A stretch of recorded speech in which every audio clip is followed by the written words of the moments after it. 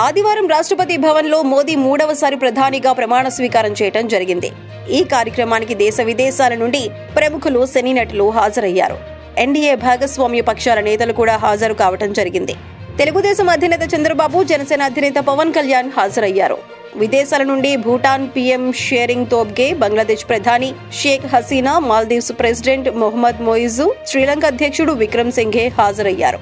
బాలీవుడ్ నటులు Akshay Kumar, Shahrukh Khan, Manipur CM Biren Singh, Uttarakhand CM Dhami, Mandi MP Kangana Ranaut, Bihar CM Nitish Kumar, super star Rajinikanth, CJI Chandrachud తదితరులు పాల్గొన్నారు. ఇదిలా ఉంటే మూడవసారి ప్రధానిగా ప్రమాణ స్వీకారం చేసిన మోదీకి సోషల్ మీడియాలో వైసీపీ అధినేత వైఎస్ జగన్ శుభాకాంక్షలు తెలియజేశారు. భారత ప్రధానిగా వరుసగా మూడవసారి ప్రమాణ స్వీకారం చేసిన శ్రీ నరేంద్ర మోదీ గారికి నా హృదయపూర్వక అభినందనలు అని పోస్ట్ పెట్టడం జరిగింది. వైఎస్ జగన్ పెట్టిన ఈ పోస్ట్ సోషల్ మీడియాలో వైరల్ అవుతుంది.